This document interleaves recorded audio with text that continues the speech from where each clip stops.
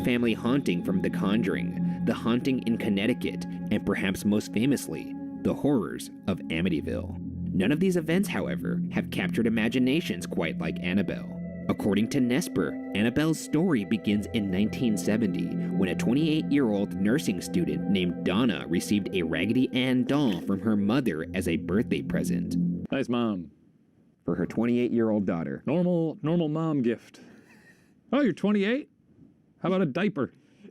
Yeah, I haven't really got any Ninja Turtle action figures from my parents since I was 10. It was a nostalgic thing. You know, you're 28 now. Here's a doll. Remember when you used to like it? I don't know. She gets it. She's like, you know I pay rent, right? Cool, Mom.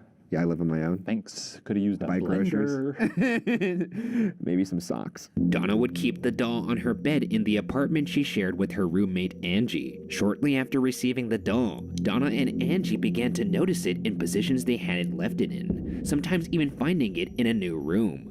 On a few occasions, Donna is said to have left the doll on the couch only to later come home and find it on her bed behind the closed bedroom door. Hypothesis 1, Angie is a little trickster. What about that? Because, let me tell you something, if I got a roommate who has a doll at age 28, I might not like them. I might say, hey, maybe we get rid of the creepy doll. Counterpoint, if you have a roommate who is 28 years old and they're into dolls, yeah, maybe you don't mess with that doll. Maybe I do. Counterpoint. Counterpoint. No, I'm going to counter your point. That person is probably weirdly attached to that doll. Probably not the best call to touch it. No, but the best way to then get rid of that doll that they are very attached to is to make it seem like it's haunted. But we better throw this doll out, it's got ghosts in it. Their friend Lou had a bad feeling about the doll and told Donna to get rid of it. Donna didn't listen, not even after finding pieces of parchment paper which they did not keep in their home, with messages such as "help us" and "help Lou" scribbled on them in a child's handwriting. One day, after noticing drops of what appeared to be blood on the doll's chest and hands, Donna and Angie decided to contact a medium. The medium conducted a seance, which revealed the spirit of a 7-year-old girl named Annabelle Higgins living in the doll. Stories differ, but some say that her body was found in the field where Donna and Angie's apartment was later constructed. The medium said Donna and Angie made Annabelle feel loved, and that the spirit wanted to stay. Donna felt bad for the girl, and gave permission for the spirit to live inside the doll. What if I go there and I give Annabelle permission to live inside me? You've given spirits permission to rip your spine out. I'm gonna see if I can trap Annabelle in my soul. I don't think that's a place anybody wants to be. I feel bad for Annabelle. That's why I'm gonna trap her there. In a Sheen prison. Lou, however, was not as accepting of the spirit's good intentions. One night, Lou awoke from a bad dream to a sensation of paralysis.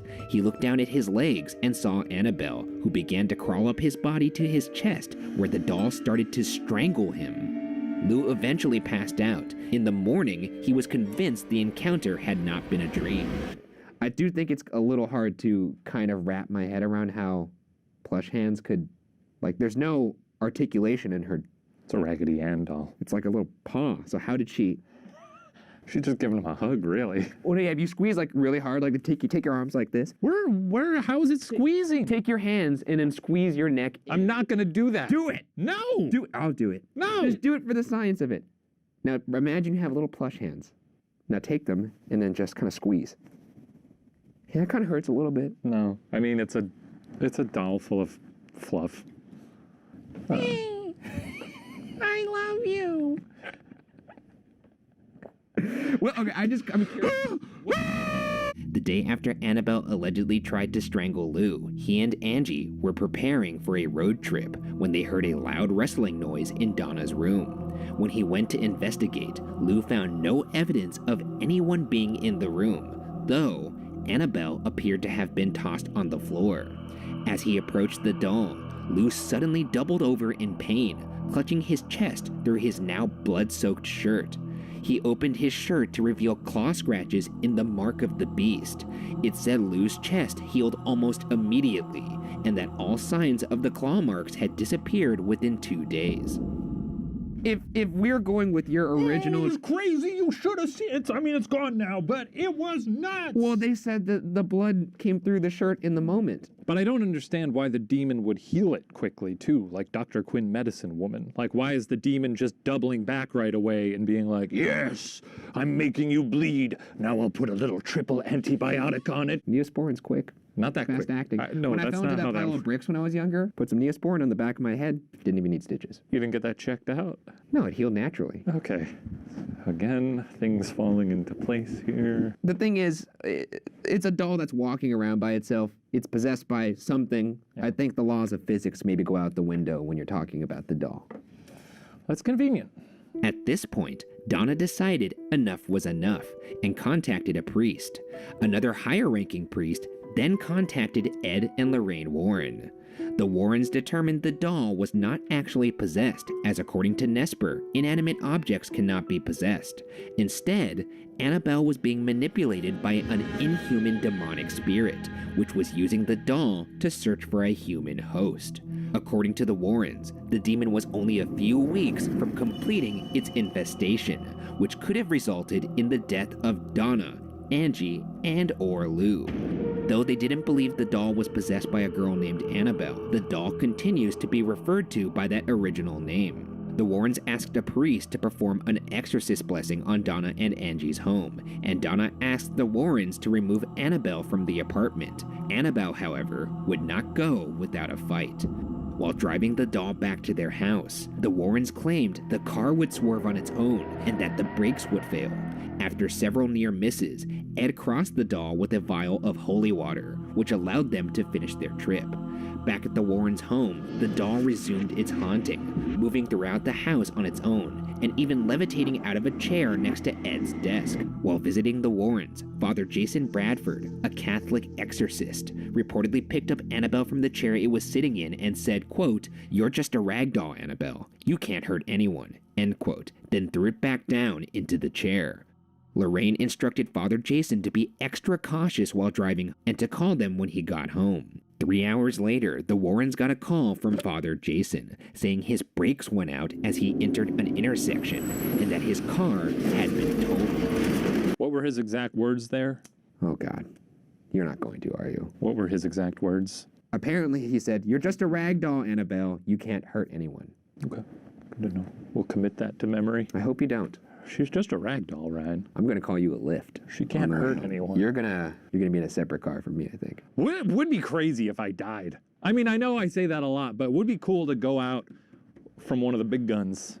This was not the only car accident allegedly caused by the doll. One visitor to the Warrens' collection reportedly banged on the case that houses Annabelle and taunted it, begging the doll to prove it was haunted by scratching him. After Ed asked the man to leave, the man got on his motorcycle with his girlfriend and rode off. According to Lorraine, the girlfriend later told the Warrens she and the man were laughing about the doll when the man suddenly lost control of the motorcycle, crashing into a tree and killing him. Yes? I just like the description that they were laughing about the doll. What are you doing right now? You're laughing about the doll. No, but I love the idea of them being like, ha ha ha ha. What's the most disrespectful thing I can do to her? I'm not going to help you workshop our death. What if I creep her out and then she's afraid of me? And then she gets in a car accident. Yeah, because she drives home. She's going to get back into her Prius. She's like, I don't like this place anymore. Gets in her little Malibu Barbie car. Yeah, her little doll car. Look, I know if she does something crazy, that's probably the series finale. Sure. But boy, do I want this one to be real, just so I could see you get your ass kicked by a Raggedy Ann doll. Yeah, same. Me too. And I promise it's not gonna you, happen. I will not help you. I will laugh. Great, please do. Actually, I'll probably run away. Yeah, it'll be very funny. Well, we've arrived. This is Ed and Lorraine Warren's home. You got the demon jitters. Yeah, this is maybe the most dangerous place we've ever entered. Is it? Yeah, just think of all their best cases, and then something from that case that's all in there, behind that red door. Okay. Yeah. Does this fit in the bill? You got the look in your eyes again. Yeah, I mean, this is a lot. It does look like a place that would be haunted, huh? Well, seeing that it has Nothing but haunted artifacts stocked on the shelves. Yeah, I'd say so. I know a little bit about some of these things, but that's the shadow doll. That's the shadow doll. So apparently, you could use this doll to curse somebody and have it do your bidding for you. It'll attack you in your sleep. So I could say, That's not how you... Bragara. Well, I'm not going to tell you how to do it, because if I do, you're going to do it. I'll figure it out. I'll read the instruction manual and get back to her. That's a doll from the New England witch trials. Oh, wait, really? This is like a horrifying episode of Hoarders. Well, it's very organized, though. I suppose. This guy behind me was used in a satanic cult, and Ed apparently believed that it harmed Lorraine as retaliation. It's got a funny little face. It does have a funny little face. Kind of looks like you. I was going to say it looks like you with the elongated limbs. Yeah, but it's got those like scared eyes, you know, like, well, this is what you look like when you see a little, it's something you think is evidence. Oh. Well, this is really a regular shop of horrors here. A real scary By the way, doll. we do have our back turned to the most dangerous doll on Earth. That's fine.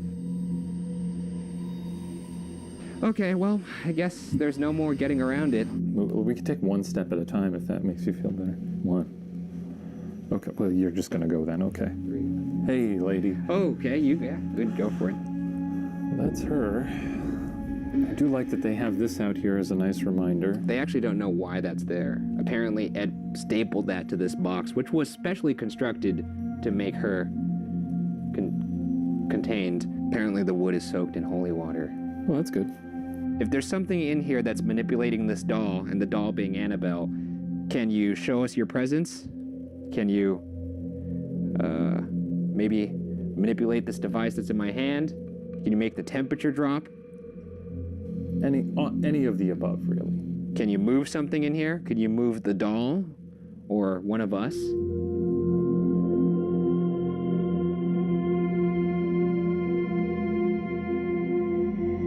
Can you jump into my body?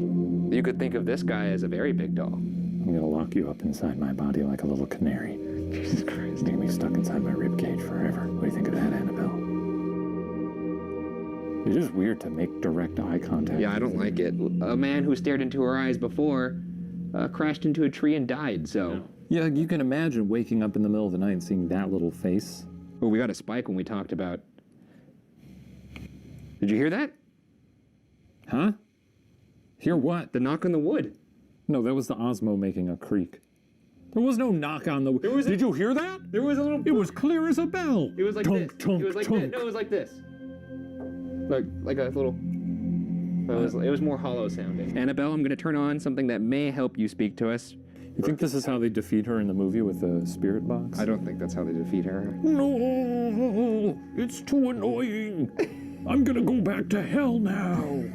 Just to chill out for a bit and de-stress. Whoa! We've turned on a device that will help you speak to us. Please use the energy of it to communicate with us. Can you say our names back to us to let us know you're here, that you would like to communicate? We're not here to hurt you. Oh, lovely. My name's Ryan. My name's Shane. Please say our names back to us if you would like to communicate. Can you knock on something? Can you replicate this? All right. Oh, lovely. She's really treating us to some lovely classical music. All right, Annabelle, I'm turning this spirit box off because you obviously don't like it. I don't know if you could speak, but if there's anything you'd like to say to us, maybe something you want to communicate to not just us, but the world at large, now would be the time to do so. I'm going to give you some silence for you to do whatever you would like.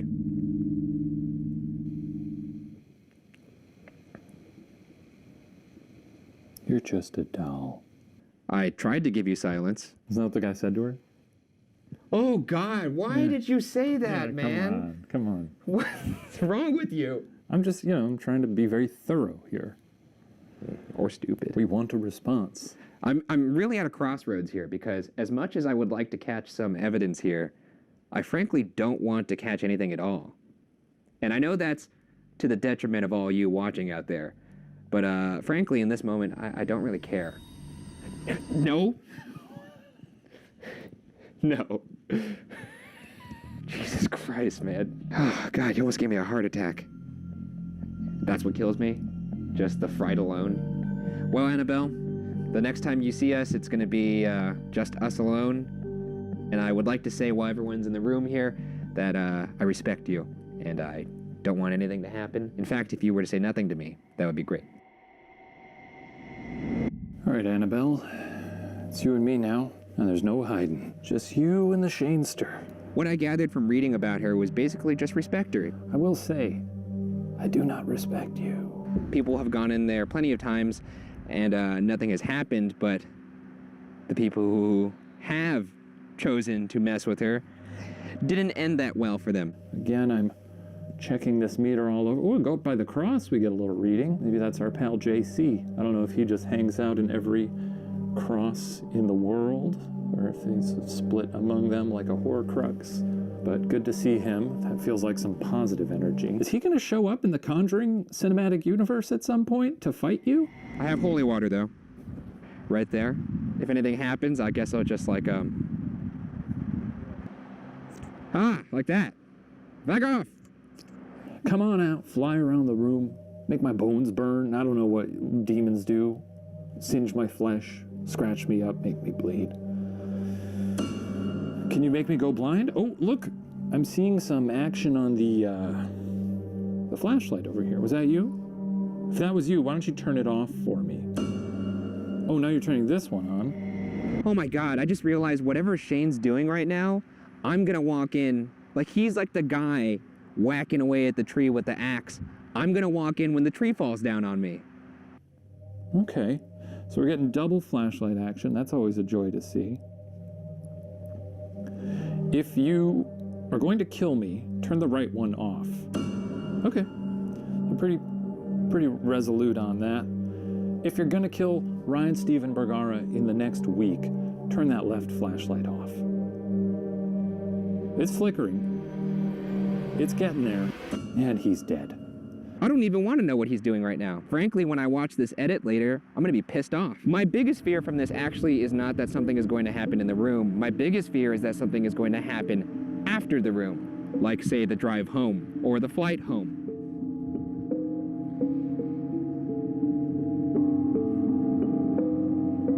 Okay.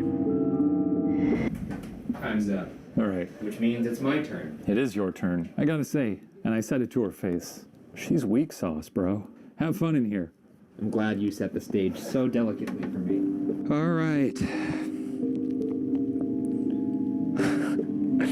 I'm alone in the Warrens' house, surrounded by the world's most haunted items. My name's Ryan. If you would like to speak to me, show me a sign. You can move something in here. You could say something. You could make the temperature drop. Manipulate the energy of the room. I'll catch it on this device here. I don't even want to get close to her. I'm sure Ryan's in there right now, pooping himself. Sort of the duality of us. That's how we work. I go in, yuck it up. Ryan goes in and almost blacks out. Annabelle, there is a flashlight on your right and there's a flashlight on your left. When I count to 5, turn off the flashlight on your right and turn on the flashlight on your left. This will let me know you want me to talk to you. Here we go. 1, 2, 3, 4, 5. That's good for... He did seem to be more alarmed than he has been in a while. Why did you pretend to be a little girl named Annabelle? God, those eyes are just so empty. It's just like a void you could fill with anything you want.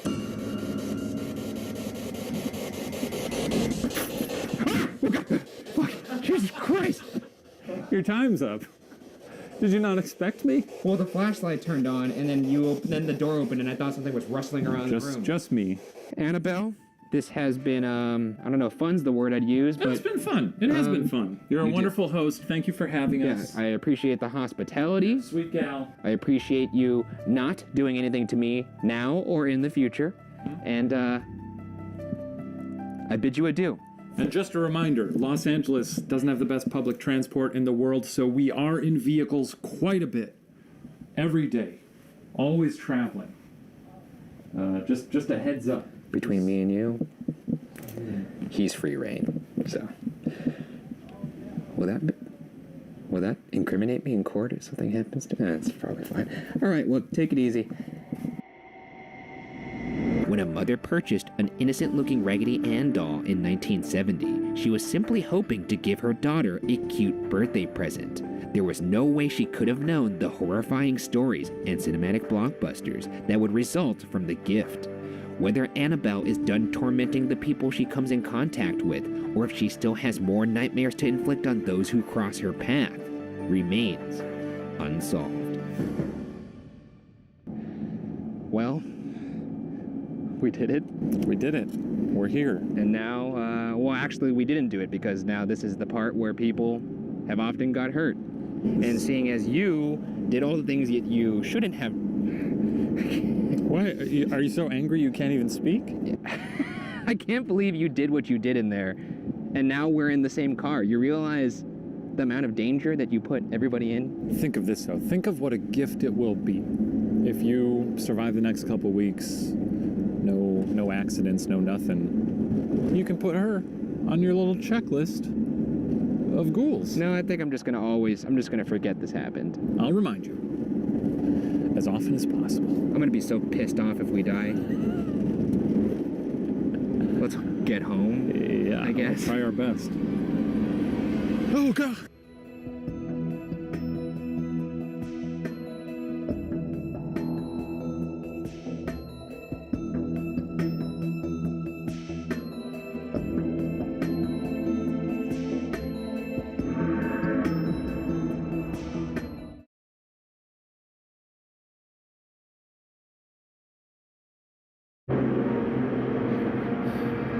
There she is. Another demon house.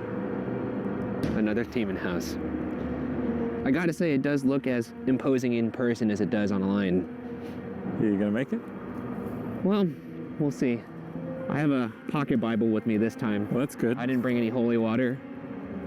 Are you concerned maybe you've gotten a little soft?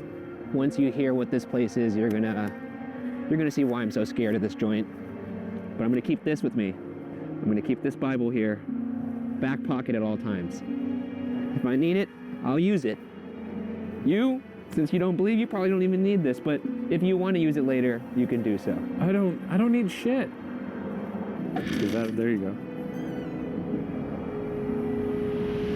This week on BuzzFeed Unsolved, we investigate the Bel Air house in Bel Air, Ohio, as part of our ongoing investigation into the question, are ghosts real? As many viewers of this show know, I will only do one demonic investigation per season, so here's my sacrifice for this particular season. You sound brave, but your wide eyes betray you. It's the beginning of the night. I'm doing a good job of concealing how I truly feel right now. Also, for the first time since the Sally house, we will attempt to sleep in a demonic location. Little demon slumber party. I think this is a shot at redemption for me, and I'm not gonna wimp out. I'm gonna stay here all night. I'm gonna sleep where I have to sleep, and I'm gonna come out a big boy. You're gonna grow. You're gonna be a big boy. I'm gonna be a big boy now. Even if something horrifying happens. Yeah, my hands are sweating. Built in the early 1900s, supposedly by a coal miner named Jacob Hetherington, the Bel Air house, from the outside, looks like any ordinary home. Hetherington opened several mines over the years, and some claim that one of his coal mines sits under this house.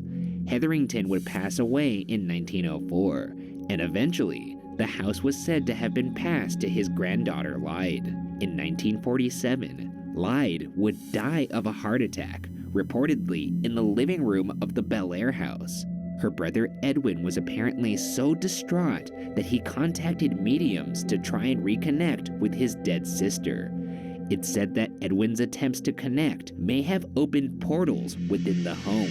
Right now we're in the seance room. I mean, this was the room we were telling the story in, so yeah. This is said to be the place where Edwin would reach out to his dead sister Lyde, and speaking of Lyde, she is said to have died right here of a heart attack.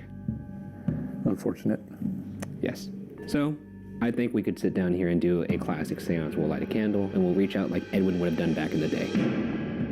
Is there anybody here with us right now? We're calling out to Edwin, or Edwin specifically, or any of the Hetherington family. Is this all we do for a seance? Just light a candle? That's it? I'm not sure how. I've conducted an official seance. I'm just doing essentially an EVP session with a candle on. Yeah, I was going to say. There's Probably some sort of decorum, right? Do you want me to look it up, the decorum? Decide on who you will be summoning. Let's go for Edwin. Right now we are trying to summon Edwin. And or Lyde. Lied. A happy place for her as she... Okay, you don't... We're directly over where she... I know, but you don't need to bring that memory back up. Oh. Odds are maybe she doesn't know she's dead. Set the table. Place 3 candles or a number divisible by 3 in the center, and place an offering of food in the center as well. 1 is divisible by 3. Just you get a third. So you get a fraction. 0.33333. Sure, we'll call it that. We don't have any food, but... I got some gum. Oh yeah, put a little Where'd stick. my gum go? Gather everyone around the table and hold hands to create a circle. Well, I got to put this down. All right. Does it have to be around? It doesn't have to be around the candle. No, I'm just mean. Oh, like this? Oh, Yeah. I see. Okay. Spirits of... Can you see it? Sorry. Spirits of the past, move among us. Be guided by the light of this world and visit upon us. If you are with... No, that's not a quote. That's out of the quote. Rest of it. Cool. Yeah, that's it. We gotta wait for a response now. Your hands are clammy. Yours are clammy. Okay, I think we could drop hands now. I'm just gonna make that. Very sweaty. Yours were sweaty. Edwin, Lyde, we're here in the house. We're friends. We're not here to hurt you. We just want to talk to you. So if you're here right now, feel free to say anything. Make your presence known. You could move something. Am I off-putting to you guys? I don't often respect a lot of you. Do you not like his vibe? I wouldn't blame you.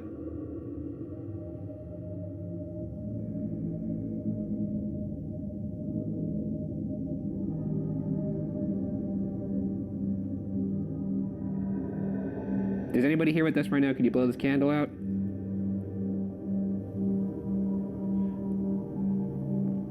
Okay, I think we're okay. I mean, I'm fine. We're downstairs. The more we move up, the more That's true. I'll get uneasy. That was me. That was my breath. Fucking Jesus Christ. Edwin would pass away himself in 1962, and after that, ownership of the house passed from owner to owner. Families that lived there only did so momentarily after strange activity in the house prompted them to leave. Eventually, the home sat abandoned.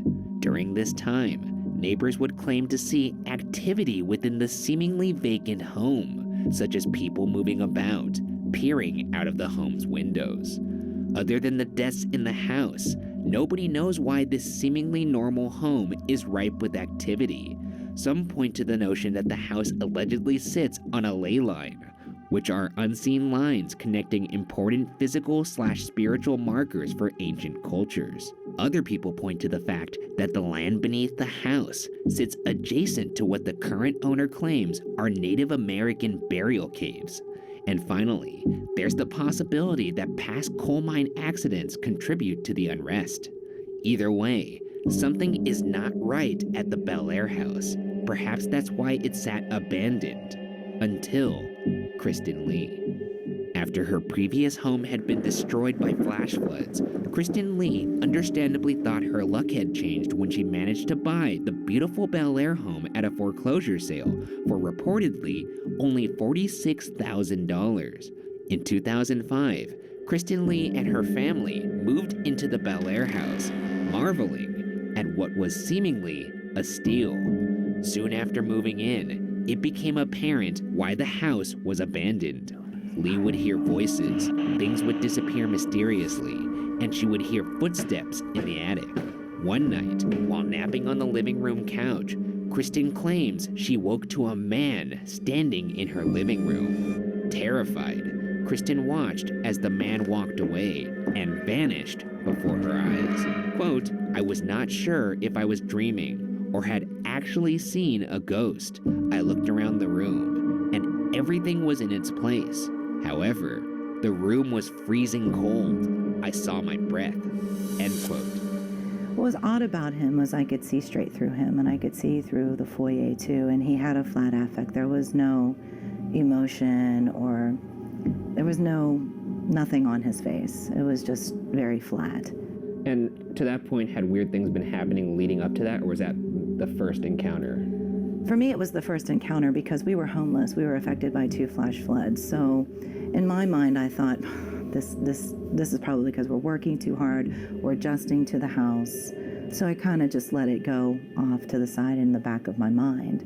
And that's where we left it. But it was very unexplainable at that point in time. And then later on, down the line, years later, I finally understood that I wasn't just hired. We weren't just adjusting to the house, that it was a ghost. It was a full apparition of a man. So this is the living room. This is where Kristen was asleep on the couch, where she encountered the gray man, the apparition in here that disappeared as he walked out. Did you hear that? It sounded like a little baby doll. Disappeared as he walked out. As he walked out. You heard that, right? Yeah, I got fucking chills. What the fuck was that? Like a little... Right? Is that you? Who was that? Could you do that again? I fucking hate this house already. Shut up. Kind of like that? Hetherington family, I'm Ryan, that's Shane. We're here in your house. We hear you're all very nice people. And we also hear that you have somebody in this house or something that may not be as nice. And maybe we could help you with that. So if you want to talk to us about it right now, if you want to say anything, just let us know. You could say something. You could move something. I heard it again. Is that you? Who is that? I heard nothing. Did you hear something? Footsteps up there. No, listen!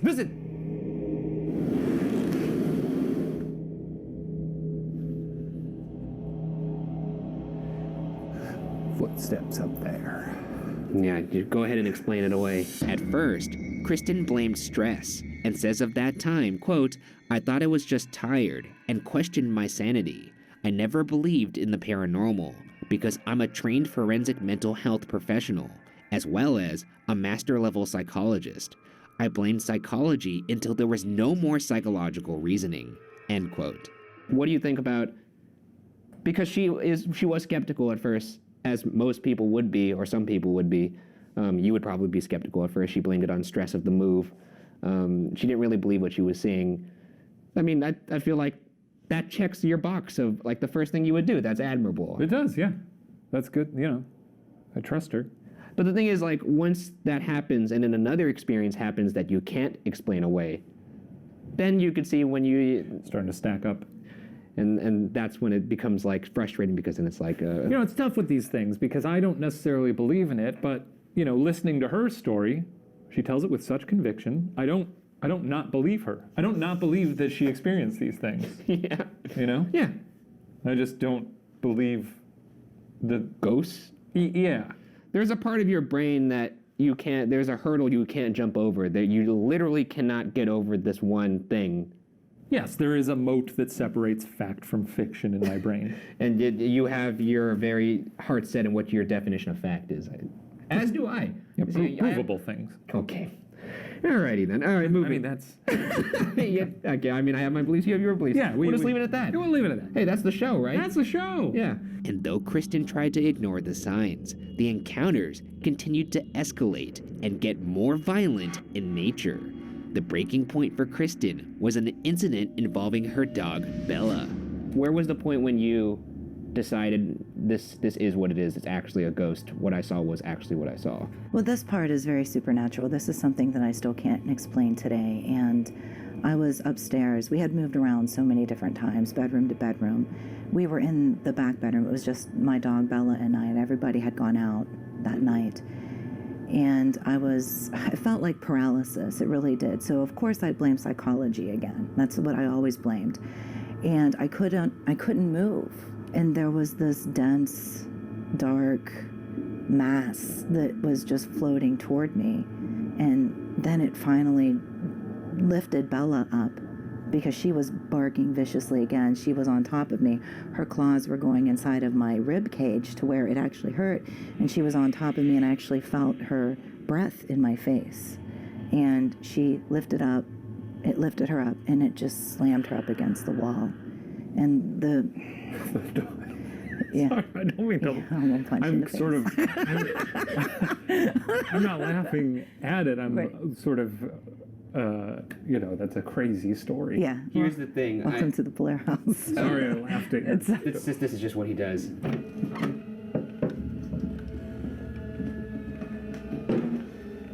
This is where the infamous dog incident happened. So she was sleeping right here. She said her dog was next to her.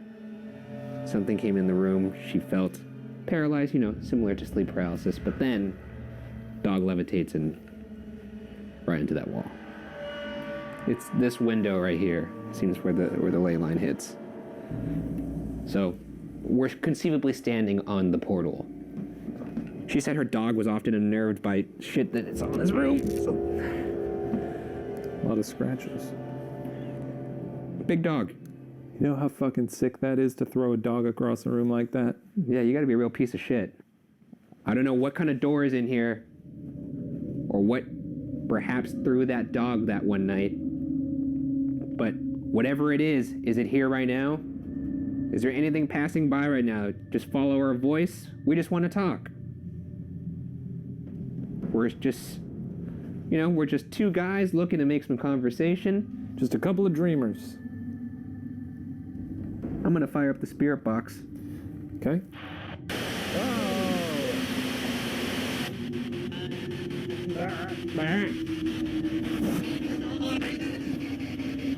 Is there anything in this room with us? What was that? Is there anything in this room with us? What was that? Who's here with us right now? Who is in this house? Is it one of the Hetheringtons? Or is it something else? Is there anybody else? Anybody here that was here before this house was built?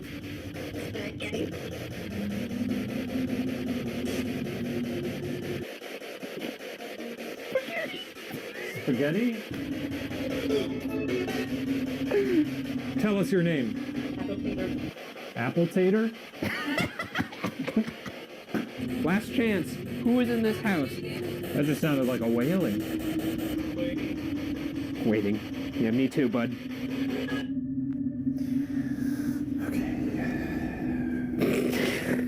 Lee had to rent another apartment because she found the house unlivable and unsafe. However, Lee was still owner of the Bel Air house, and consequently, she made attempts to rent out the house. Unfortunately, her attempts were ultimately unsuccessful, as those who rented from her would move in and subsequently leave due to fear of the home. Lee claims she even reached the point where she offered to sell the house to the village for the sum of $1, which was refused. One article states that locals were wise to the unsafe nature of the home. You're seeing where the frustration's starting to mount as all these measures are taken to be rid of this place. Yeah. And it just, for whatever reason, it's like latched on, like a parasite. It's a curse. Yeah, it's insane. I mean, I've read a lot of these stories. I haven't seen anything like this where someone is making so much concerted effort to get rid of something and they just can't seem to. It's like the worst version of a bad penny. It's like the house itself is an entity.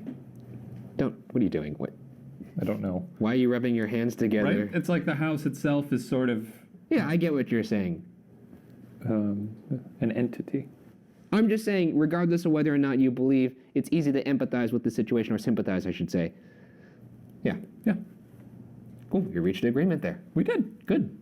Should we high five or something, or? Hell yeah. Didn't feel right. That was wrong. Yeah. Not good. This would lead to the revelation of turning the house into a destination for paranormal investigators, which would save the house and perhaps lead to the answer that all who are interested in the paranormal strive to answer. Are ghosts real?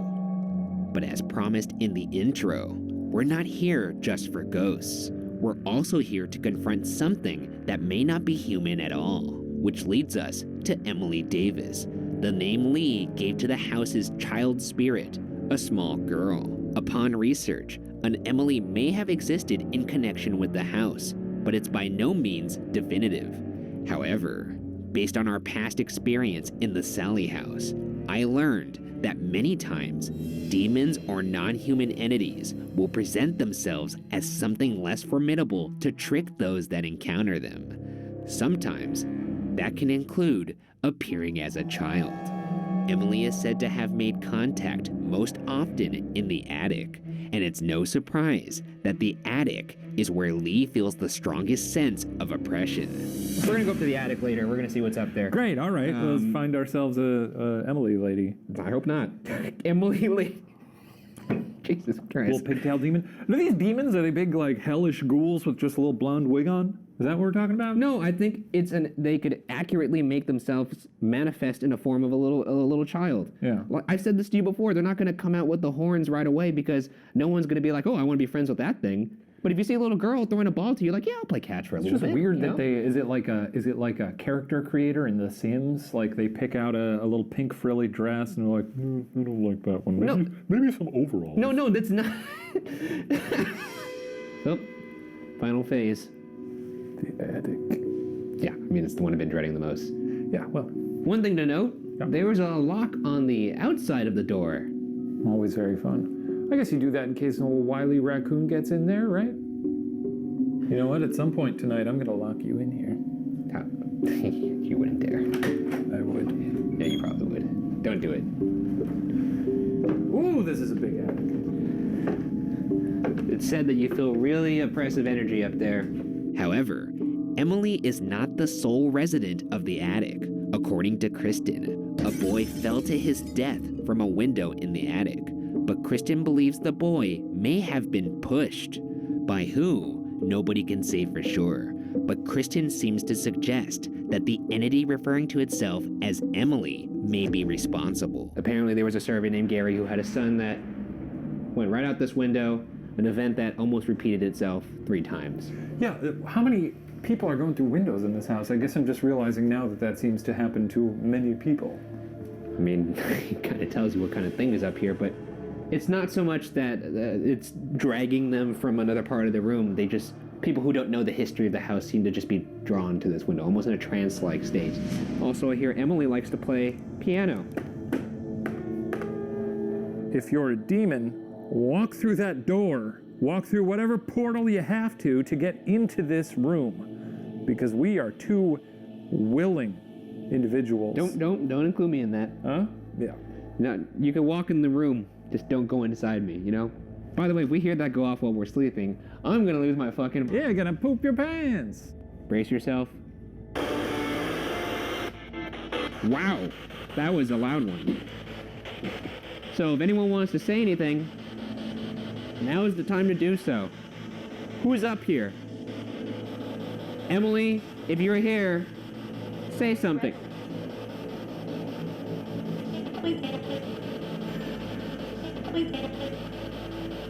Emily, is that you? What the fuck? What did it sound like? Emily! If you're trying to make us go to sleep and feel safe so you can start fucking with us when we're asleep, pretty uncool. Turning it off. I can't believe after all you've done, you're not going to show yourself right now. You're not going to say anything. Not even show us you're here. Just make a little knocking noise. One of these. We hear you walking around up here. All right, we'll be back. And I'm coming with my bed. Gonna turn this into my rumpus room. Unfortunately, we now enter the final phase of our investigation, sleeping in the house. So, getting ready for the night. Shane's all mummified. We also have Emily's little piano. Let's try and get some sleep. Yeah, it sounds like a good idea. I am kind of hungry though. I have some goldfish. You just brushed your teeth. It's pointless. What if we ordered a pizza though? How's it going? You got that? I got this. Let's sign this right here. So it's... Oh shit, what's that total? Thank you so much. Thank you. Have a good one. That does look pretty good. That does look very good. Some chunky dough. Jesus, you're tearing through that. It's good. Yeah. Anyways, we're gonna go to sleep now, so whatever's up here, hopefully you don't fuck with us. Do know that there is a camera right over there, So, sure, you're welcome you're welcome to try. fuck around with the boys, but please know this. Once you do, the whole world's gonna know.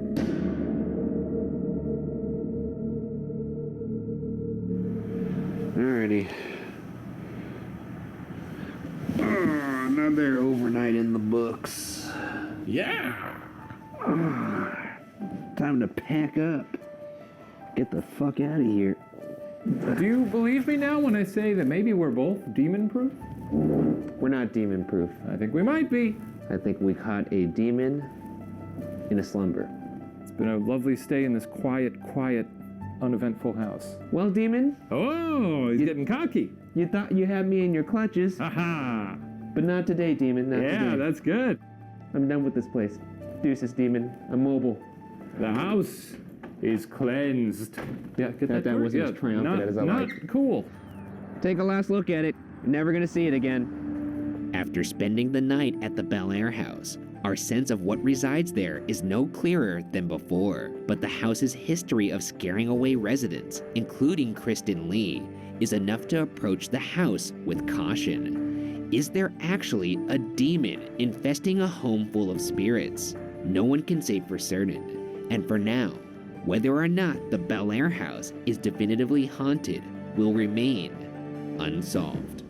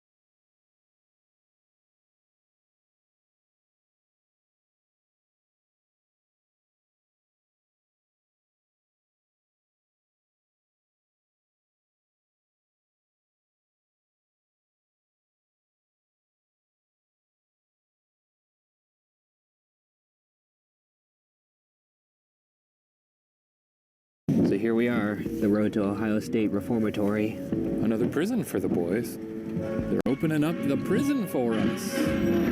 We're here to find some ghosts. And this looks like a place we'll find them.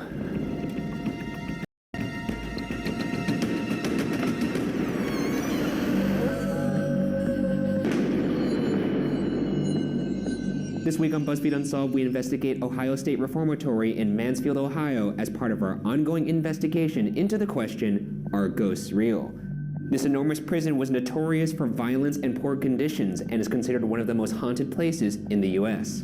Right now we're sitting in a holding cell. This is where people would go before they were sent off to whatever block they were going to go. Very appropriate as we're about to dive into the belly of the beast. Yeah, let's get into it.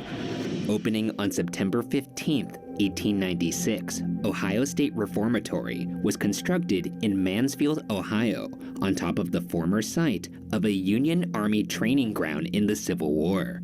At current day, the main building of the reformatory has a gargantuan footprint of 250,000 square feet. In fact, the 6-story east cell block, containing 600 cells, is the largest freestanding steel cell block in the world. The architecture, conceived by architect Levi T. Schofield, is Gothic in nature, invoking the feeling of castles.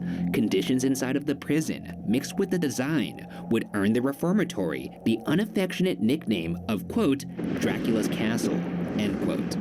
This is the administrative building. That's why everything is so nice. I mean, Yeah, I was going to say, look at it's this. beautiful tile work. Air Force One, they filmed Air Force One here? Air Force One, actually, now that I think of it, remember the reason they hijacked the plane is to release for the... I'm gonna go ahead and cut you off right there because I don't give a shit. We're gonna move over here. Okay. Now here's an appropriate movie reference. I haven't even seen Shawshank, but I know those steps. Oh, so you can make movie references? But that's because it's very visual. Look at it. Well, there's no plaque here for that. There was a plaque for the Air Force One Because thing. you don't need a plaque. Because you're like, yeah, those are the stairs from Shawshank. Unbelievable. Whoa. Yeah, they keep going. Wow. You're quite taken with these. I mean, I get it. It's kind of this weird juxtaposition. Dracula's castle, perhaps, appropriate. Not all that, yeah, not all that. Oh, some nice exposed brick here. Yeah, but it's tasteful. Yeah. The reformatory began with good intentions, as it was meant to be a place where first-time offenders and minor criminals would come to literally reform themselves. There was a school, a gym, industrial training areas to teach the inmates a trade, and regular chapel service. However, as funds diminished and the need for prison space escalated, the reformatory eventually became overcrowded, sometimes stuffing 4 inmates to a cell, and the facilities fell into disrepair. To make matters worse, the prison was no longer exclusive to minor offenders, and eventually became a maximum security prison, taking in hardened and violent criminals. 4 people in a cell, that's a lot. I mean, you put any normal people in a room that's too small. Like if you're in a dorm in college, if you hate your roommate, It's tough business. listening to music too loud when I'm trying to study, cooking a top ramen in the microwave when I'm trying to sleep. You got some axes to grind? No. Oh. Fuck you, Roland. Roland? As the population increased and the conditions worsened, mistreatment from guards became commonplace. For instance, as early as July 15, 1898, a story ran in the New York Times stating 45 prisoners were hung by their thumbs after going on a strike because they no longer had access to tobacco. They were also given only 1 meal a day as punishment. Hung by their thumbs. That? Why? Why would you do that? They wouldn't shut up. It doesn't sound like the worst possible thing to do Oh, to it does someone. to me. Won't they just pop right out of the sockets? Oh, I don't like that one bit. If they hung me by my thumbs, I'd be pretty upset. Well, it's not the worst thing you could do. They could give you a little, a paddle to the bottom or whatever. You would rather be hung by your thumbs than take a little spanking? It could be a big, big paddle. Did you not get spanked when you were a kid? No. That makes a lot of sense, actually. What the fuck is all I have to say to that. They didn't like the thumb talk. Do you not like the thumb talk? Was it too much thumb talk? I thought we went about 2 minutes long on the thumb. They don't like the thumb talk. Holy fuck? Holy fuck, holy fuck. If you were one of the people that had the thumb thing happen to you, that sucks. What was it like? What do you think you're going to get right now? I feel like we should go see what that is, to be honest. So we're walking over to the source of the disturbance. But there was 2. It's not No, that. it wasn't that. Hello? I'm gonna lose my mind. So did that twice? Within the span of 10 seconds, but But nothing we else? can confirm that it did sound like this, right? Yeah. That was the sound. Do you think the wind's gonna do that twice? Not moving. Well, shit. So hopefully we find some good stuff tonight. Okay. This is gonna be a long night. All right. Are you fucking kidding me? Are you fucking kidding me? Now there is a lot of wind moving through now, so that did Who happen. is it? That did Shut happen. up! Who is it? That did happen right as the wind picked up. You did notice that. But now it came from over here. Yeah. There it is. It's that. What? There's your. Is it? Where is it? There's a logical explanation for you. Okay, there it is. Huh. There we go. There you go. But if we hadn't seen that, If we hadn't seen that, You would- then we would be fooled. well, no, we wouldn't have been fooled. You would have been telling me for months. The conditions inside the reformatory eventually led to the prison being shut down permanently in 1990. During its time as a working prison, these walls played home to 154,000 inmates, some of whom never walked out. Whether it was violence or disease, at least 215 perished during their time at the reformatory, and at least one guard was killed by inmates. So this is the east cell block. This is the bigger of the two blocks inside this whole joint. I mean, this is like classic prison, Yes, I guess. it is. Huh, can't go past this. What are you doing? I mean, You're going past the chain. well, we're gonna investigate it. Oh, all right. Good Lord. This is the largest standing steel cell block in the world. Really something. That's a lot of metal. It is a lot of metal. A lot of men. I'm hearing a lot of little noises. Yeah, Now, I what am too. What do you suppose those are? I don't know. I could certainly see how one would lose their mind in a situation like this. Yeah, this looks pleasant. Fuck this so hard, dude. This is fucking terrible. It's the opportunity of a lifetime to be here. We are high up. We are I at don't know the if you top can of the see world right now, but no, you can't see. Well, I have the thermal up. We're gonna get some motion lights up here. We're gonna have a real party up here on this 6th floor. Yep. Let's party, baby. There he goes. Hello? There he goes. All by himself. I'm separating from the group. It's the ideal time to kill him. Yeah, I mean, if I were gonna die in camera, it would be a pretty noble thing. Future ghost hunters would be like, this is the spot where Ryan Bergara got murked. Oh my god, this keeps stretching. I don't understand what's wrong with Ryan sometimes. What was that? I didn't say anything. You sure you didn't say anything, Shane? Now go back and set them off to make sure they work. I got a better idea. Why don't you go fuck yourself? Okay. And I won't do that. All right. So if there's anything on this 6th tier, on the south side, just walk towards our voice.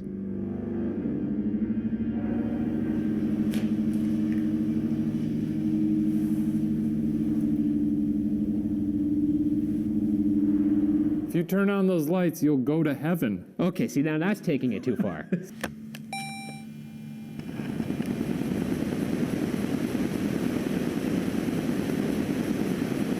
While some deaths were the results of violence from other inmates, other deaths were self-inflicted.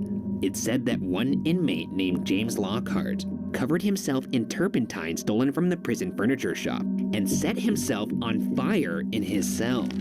James's spirit is considered one of the more violent within the prison.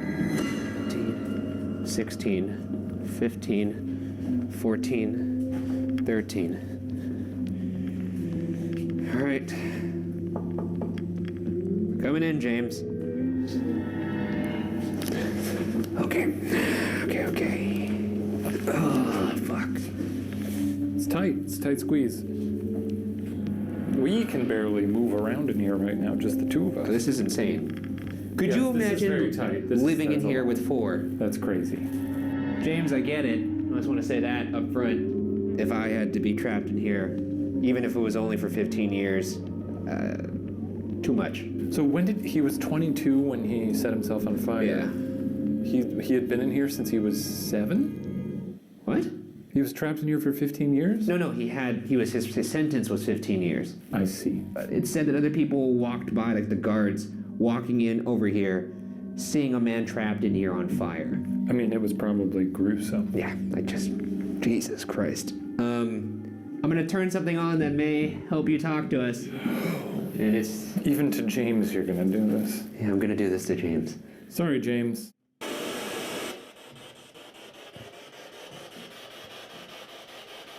All right, James, I don't think I properly introduced myself before. I'm Ryan, that's Shane. Can you say any of our names back to us?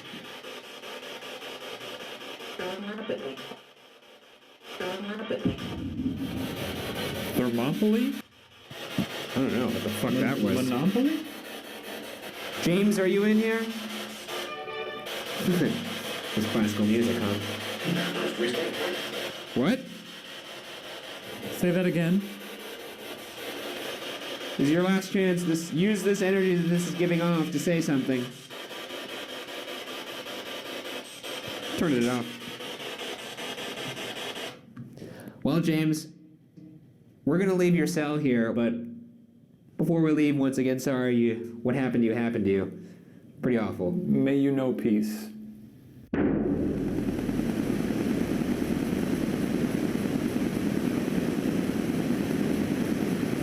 Another less graphic death that occurred in the prison happened in the warden's living quarters. On November 5th, 1950, Helen Glatke, the wife of the reformatory superintendent, was attempting to grab a jewelry box from a shelf in her closet when she accidentally knocked down a handgun. The handgun hit the floor and discharged, shooting Helen in the chest, resulting in Helen's death a couple days later.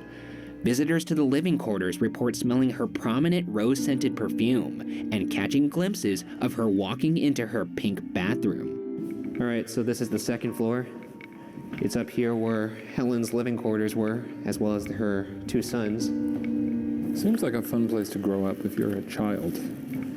You have a very different definition of fun. We hear you have a very lovely rose-scented perfume. We'd love to smell it. So We'd you love could, to smell it. Why don't we close our eyes and smell?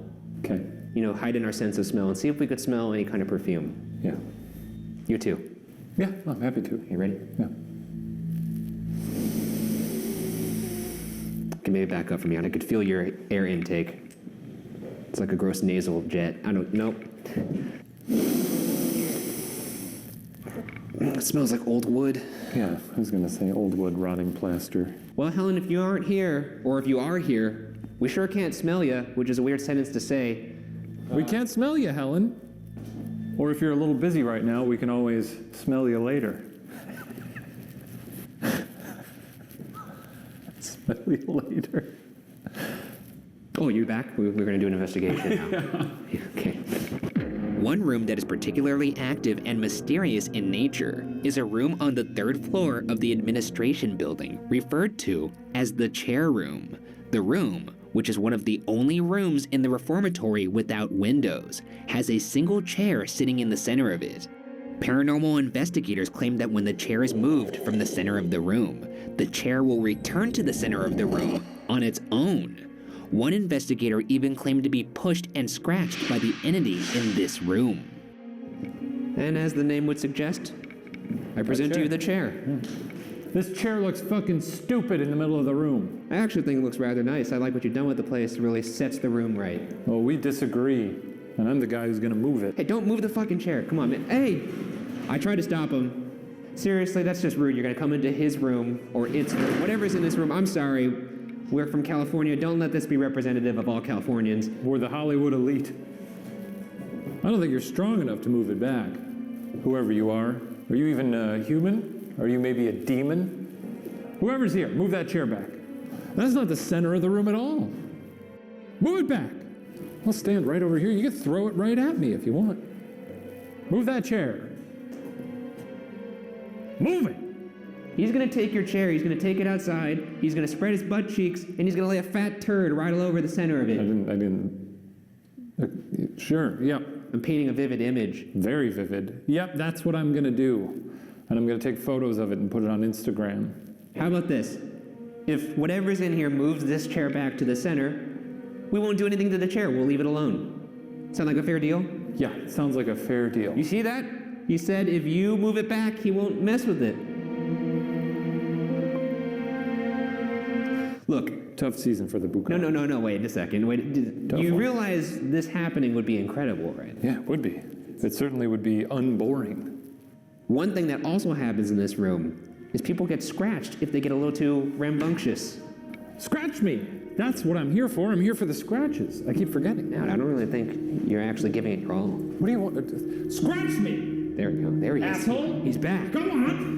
Scratch me up! Make me bleed! Oh, the Shaniac is back, baby. Scratch my heart! Holy shit. Scratch up my insides. Give me internal bleeding. Make me shit blood. How about that? He's getting medical. Latch yourself onto my soul come back to Hollywood with me and destroy the lives of all my friends and A co-workers. little hard to follow, but I like where you're going. Ryan's family has a little dog named Mickey. Real good. Well, you wanted me to give it my all. I'm throwing stuff first table. Insults, not personal information. You're giving him a dossier on my life. You know, this was supposed to be the season of respecting ghosts, and every time I've tried to do that, you yell at me to disrespect them. I'm telling you to be true to who you are. I mean, that is certainly valid. Okay, Because I am living a lie otherwise. Well, Because then be we're yourself. talking to air.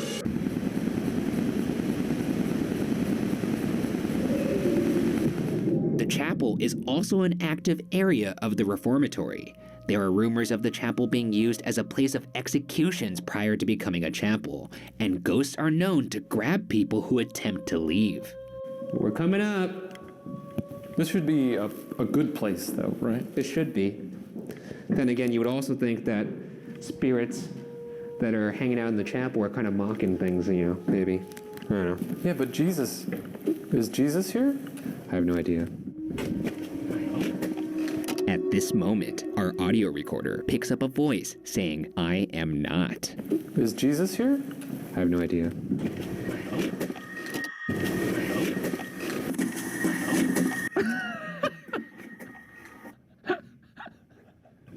What?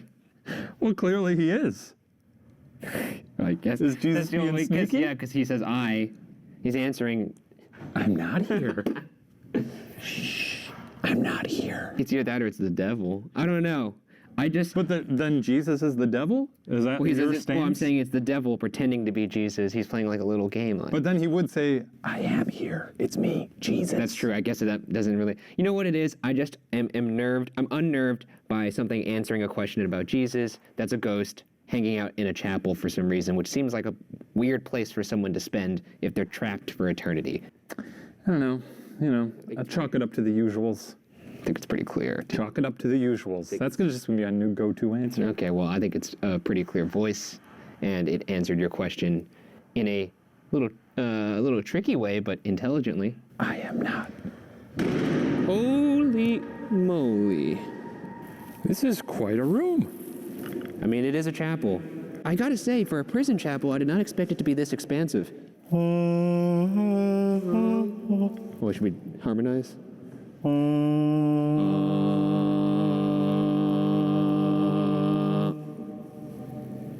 Wasn't bad. All right. My name's Ryan, that's Shane. And we're here to make a connection with you. We want you to feel comfortable and safe when you reach out to us. So please know that we are very non-judgmental. We don't care about what crimes you've committed. This is a place of worship and forgiveness. And we respect you. It must be lonely. If you don't want us to leave, you should say something now. Place sucks. You could go home with him. He'll break you out of this joint. Hop on me. I'll give you a little piggyback ride all the way home to sunny Los Angeles. Last chance. What's your name?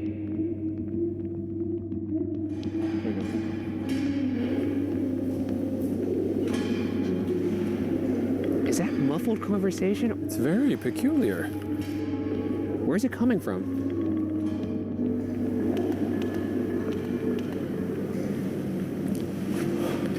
Oh, I see it. There's a bird right there. Oh, there's a bunch up there. Hey, bros. Now that is one big pile of shit. Hey. When it comes to guards with a penchant for doling out punishment, our last location is perhaps the darkest, a place referred to as the Hole. The Hole was the name given to the solitary confinement cell block of the prison. This block was reserved for those being punished. Legend has it that in the late 1930s, as punishment for a riot, 120 prisoners were forced to shove themselves into the 12 solitary confinement cells for a week without food. This incident reportedly resulted in madness and some deaths.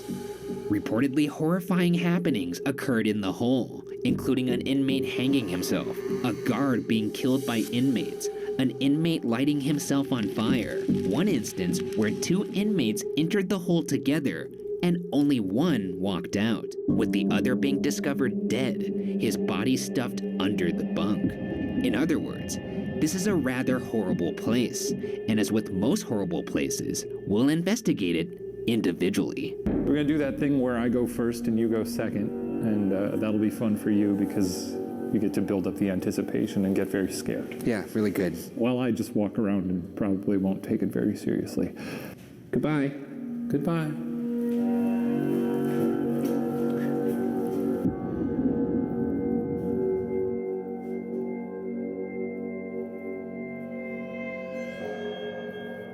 If there's anyone here, my name's Shane, and I'd like to talk to you.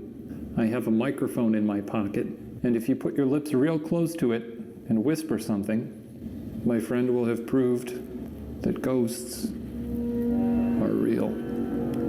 How did it come to this? I really do wonder sometimes, how did I end up in this spot? Walking through solitary confinement by myself in the middle of the night in a haunted prison. Is this what I wanted from life? I don't think it is. Please try to say something intelligent and coherent. You know, say, I don't like the food here, or this is a bad time for me, or can you please stop talking? Something. I'm gonna give you the floor now. You know what? For the hell of it, I'm gonna turn out my light. Just gonna be pitch black here in a prison. Here we go.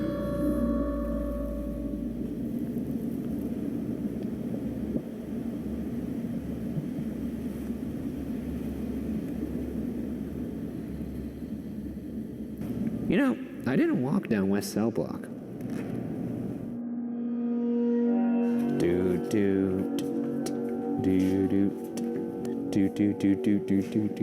Here's a nice thing. Unless somebody looks like they beat the shit out of this.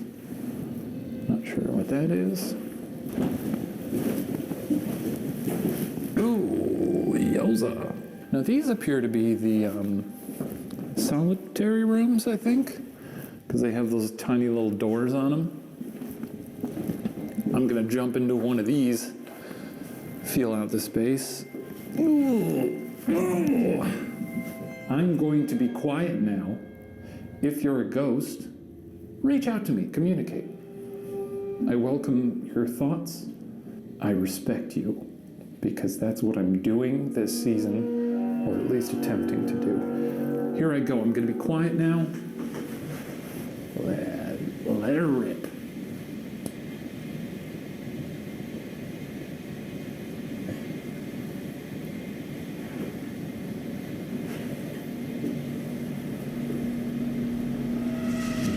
It's nice over here. I like it.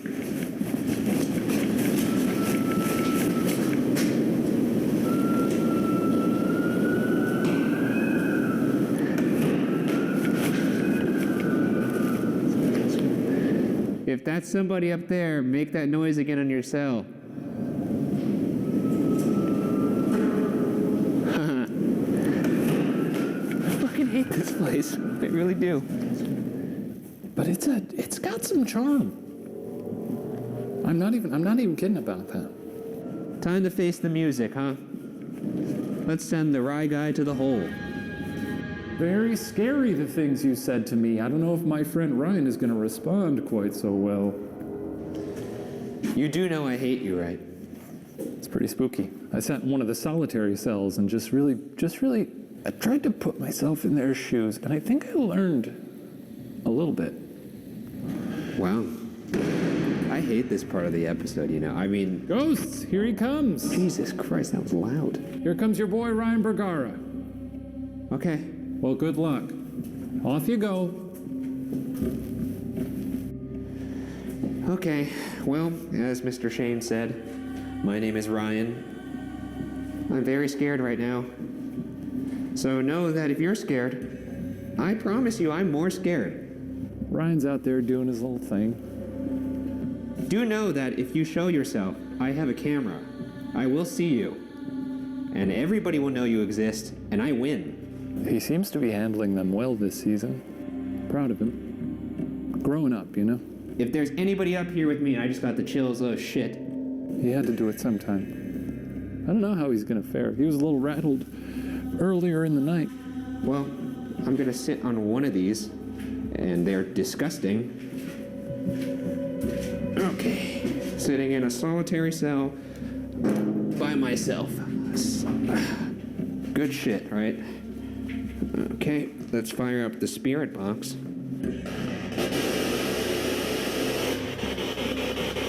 Alright. My name's Ryan. Can you say Ryan back?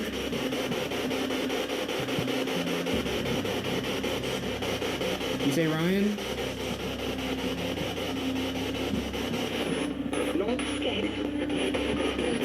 No escape, huh? What's the name of the jail we're at right now? Psycho.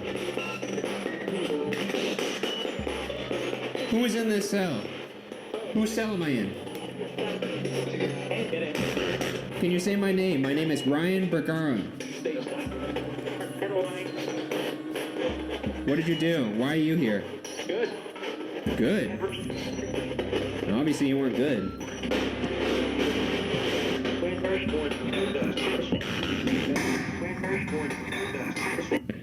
Crank March saw that. What? What does it say? It sounds to me like it's saying we first board at dusk. We first board at dusk. Yeah, listen to it again. So we were speaking to the ghouls, and we said, please tell us an important message. And he got up to the mic and said, we first board at dusk. It could be a metaphor. I don't know. Why would ghosts be speaking in metaphors? I don't know. Why would Ghost speak? Oh. Checkmate. All right, I'm going to turn this off for the last part here. It is alarmingly silent now in here.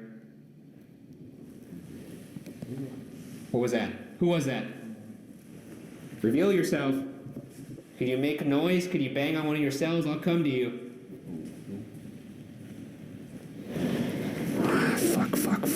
Fuck. Right. Who is that?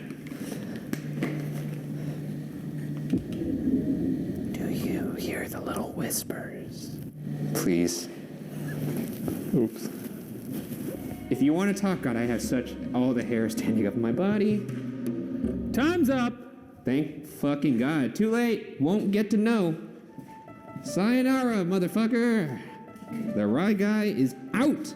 What are you going to say to them? Nah, take a good look at this face. You ain't never gonna see it again. You had your chance. See that little dance? That's the last thing you're ever gonna see. Adios. Oh, fuck, I forgot the spirit box. Shit. Oh, go get it. My hands are full. Well, try your best. I'm back. Isn't that funny how that happens? Fuck, where did I leave this shit? Oh, boy, what have you done, Ryan? What have you done? I found you, motherfucker! Oh, God, this is the best part when I just feel so much joy and happiness, and I remember all that's good in the world. This is you at your most loathsome. Yeah. After spending a night roaming the unsettling cell blocks of Ohio State Reformatory, I can see why many feel the prison is haunted. Even without the history, the visuals presented are enough to make the imagination run wild. But whether or not Ohio State Reformatory is definitively haunted will remain unsolved.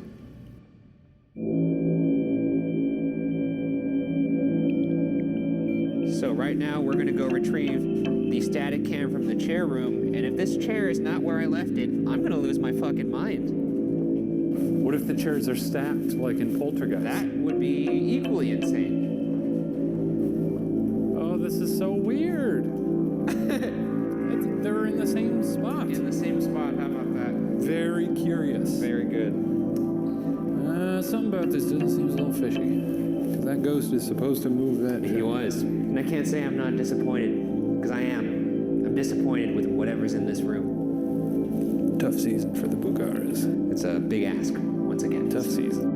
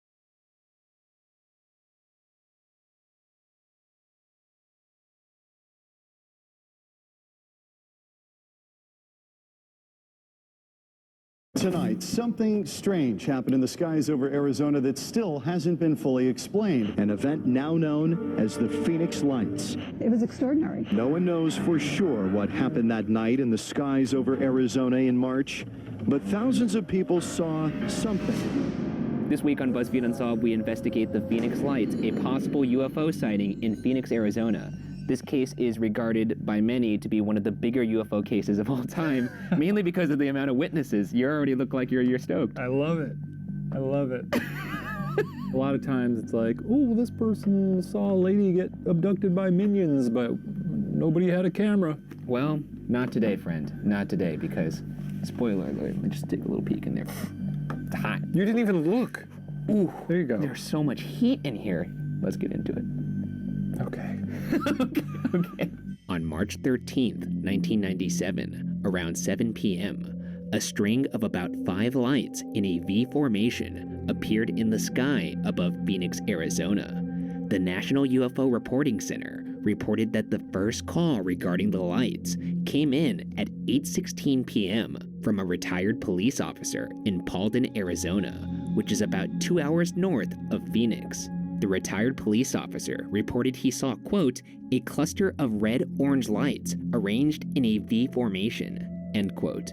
The National UFO Reporting Center reportedly began to get a flood of calls from south of Paulden, suggesting the lights were moving in a southeastern direction. Allegedly, there were over 700 witnesses, including pilots, police officers, and military officials, that were lighting up the National UFO Reporting Center's switchboards, looking for an explanation. Some described the lights as orbs. Others said triangles. A large amount of witnesses described the lights as part of a singular massive craft, a craft that made no noise. So some people saw a craft. I got an air bubble in my throat right now. You hear that? You ever get that? This is scary. I don't sound like myself. Oh, I sound like an alien. You sound alien. I'm like a pod person. Okay. Yeah, you know, that's that thing. You look in the darkness long enough, you're gonna see something. Yeah, 700 people are gonna all hallucinate at the same time. Yeah. Okay. I mean, some of them did, some of them didn't. I mean, it's not hallucinating. I'm saying some of the people looked up and said, Misidentify. "Oh, I see something. I'm staring at the darkness. Are those all connected? Well, what's my mind doing?" Here's a crazy in March. thought. No, I may be going off the deep end here, but if 700 people say they saw something, what if they actually saw something? No doubt they saw something. But what is that thing?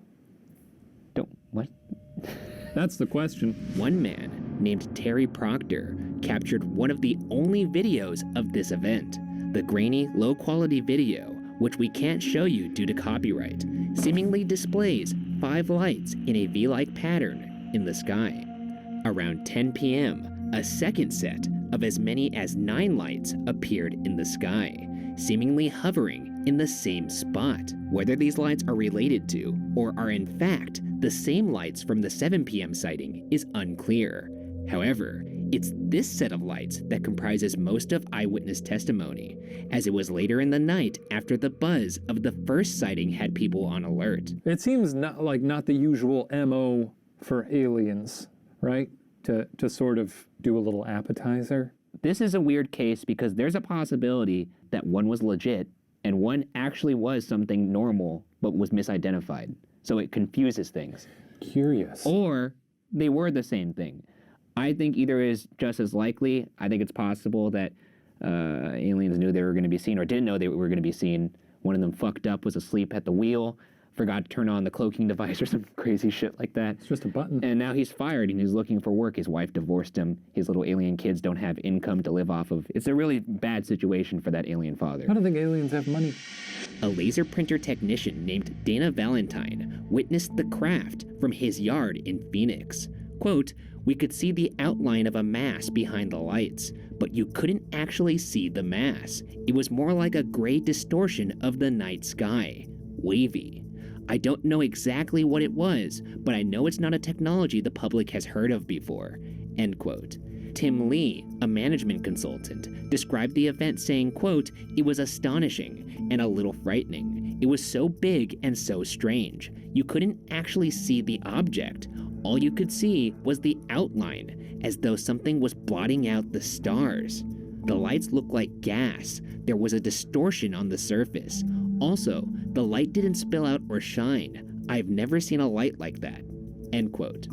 According to a USA Today article from the time, air traffic controllers could not see the lights on radar, despite seeing them with their own eyes in the sky.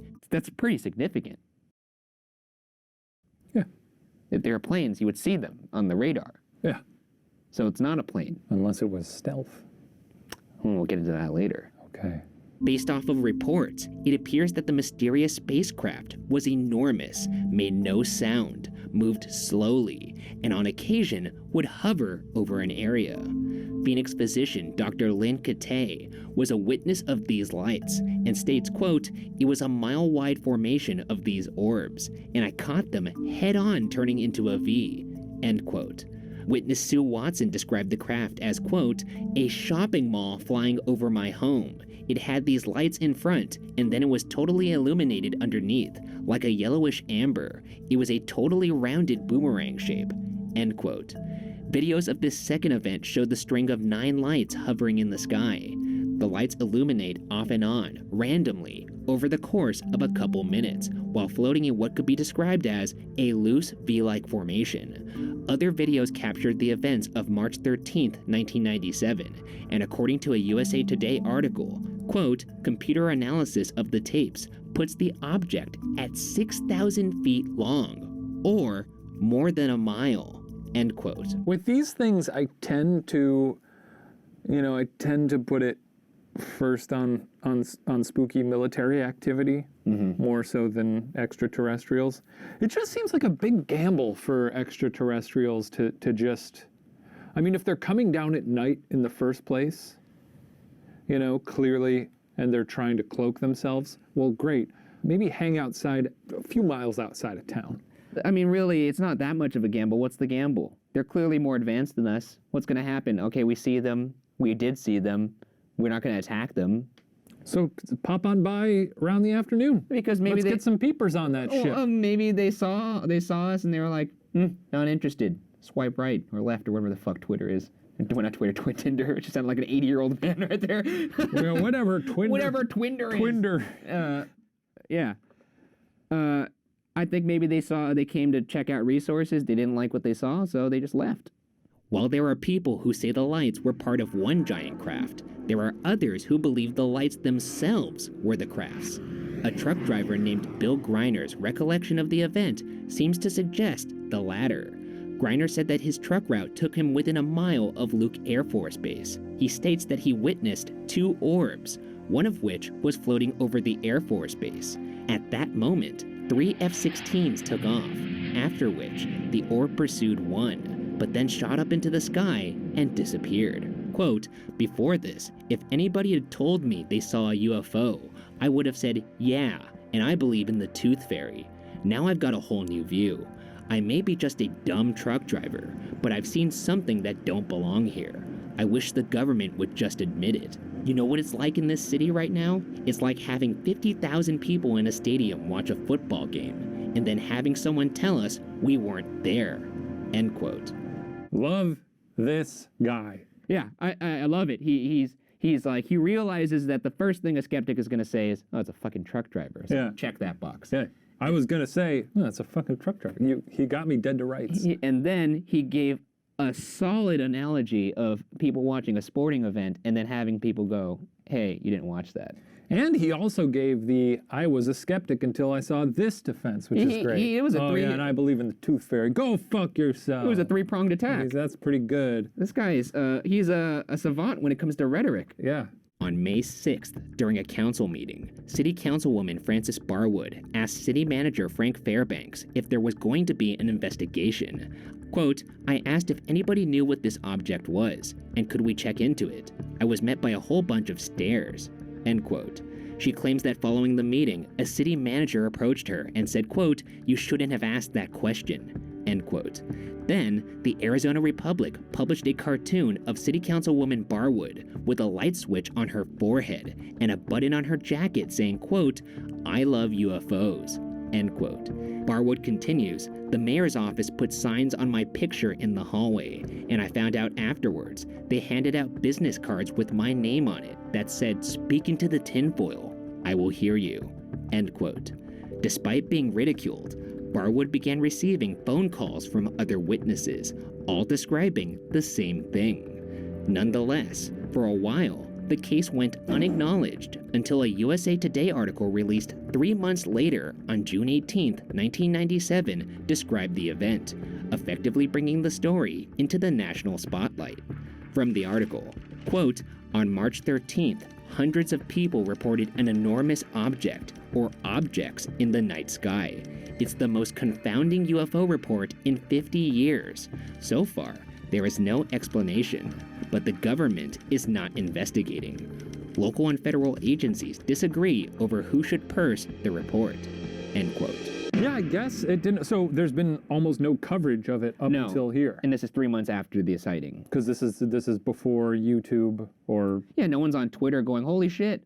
yeah. Because, for example, remember, what was it, like a couple months ago when the SpaceX launch happened? Yeah. And it looked like the sky was breaking? Mm-hmm. If that happened in 1997 and we didn't have Twitter, Everyone would think it was an everyone alien. would think it's an alien. They would lose their mind. Yeah. Of course, the government was, to their credit, able to give an explanation. They even announced that it was going to happen. They said this shit's good. It wasn't a covert operation. So in that case, I don't know if it's too similar, but the internet is a tool of knowledge, I suppose. In some ways. Yeah. Or it could be a means of destruction in the end of us. Yeah. We just hang in there, everybody. With the country hungry for answers, then Governor Five Symington held a press conference where he claimed he knew who was responsible and brought out the accused. And now I'll ask Officer Stein and his colleagues to escort the accused into the room so that we may all look upon the guilty party. Don't get him too close to me, please. And it's here that this story gets interesting, because despite making a joke of the event, Governor Symington would later publicly admit that he too had seen the craft. Quote, I saw a huge craft come right over Squaw Peak. It was just breathtaking. As a pilot and a former Air Force officer, I can definitively say that this craft did not resemble any man-made object that I'd ever seen. It was certainly not high-altitude flares, because I've never seen flares fly in formation. Unquestionably, it was a UFO. End quote. Another interesting fact from Governor Symington was the fact that his office did inquire about the object, but they never received an answer. And if a governor can't receive an explanation from the powers that be, what could they be hiding? There's probably a lot of things they don't tell governors. Sure, but not when the governor in question has a state full of people that are pressing him for answers. You would think that they would be like, hey, I know a lot of people are on you right now. You're under a lot of heat. This is what you do. But instead they ostracize him. They keep him on the outside to think, oh, I wonder what he's going to do. Maybe he'll run his mouth. I would be more concerned if he did know something. I'm just saying that if they had talked to him, he wouldn't have said anything ever, I think. Because he would have had the fear of God. But then he's still like a loose cannon. Not necessarily. They can't know for sure that if they tell him something, he could go nuts. They don't know. Yeah, you can, because it's your job. If I'm just saying, by keeping someone in the dark, you're giving them the liberty to say whatever they really want. With no basis for it, though. I mean, so if anyone hears it, they're not going to... It has a little bit of basis. He's a governor saying something, so that already inherently has a little bit of basis. But he doesn't know more than anyone else in town. I know. Is the thing. But it just makes it look more suspicious. I don't think it does. I think it does. We'll agree to disagree here. All right. With that, let's get into the theories, of which there are only two. The first theory is the official explanation from the Air Force that the lights witnessed in the sky were merely flares, dropped in a training exercise from high altitude that night. The military states that the flares were dropped over the Barry M. Goldwater Range near Gila Bend, Arizona. Though, it's worth noting that Tucson's Davis-Monthan Air Force Base, the base that allegedly carried out the training exercise, originally stated that it had no planes in the air at the time. Former F-16 pilot Ty Groh believes that the lights may well have been military flares. He says that flares go where the wind takes them. A breeze may have been able to carry all of them at an equal distance. In June of that year, a local news anchor taped another flare drop by the military, and skeptics suggest it bared a striking resemblance to the Phoenix Lights. One important detail is what time the military reportedly dropped flares on the night of the Phoenix Lights. The flare drop apparently occurred around 10 p.m., aka the same time sightings of the second set of lights were reported. But while that possibly explains those lights, that still offers no explanation for the first set of lights that were seen nearly 3 hours earlier. One man, named Mitch Stanley, claims that during the time of the first sighting, he happened to be using a high-powered telescope capable of seeing 1,500 times more light than the human eye. When he looked at the first set of lights, he claims they were planes. While compelling, this story seems odd when you consider the fact that no planes were reported in the air during the time of the first sighting. And since it wasn't just one light, but rather 5 lights, it seems odd that there would be 5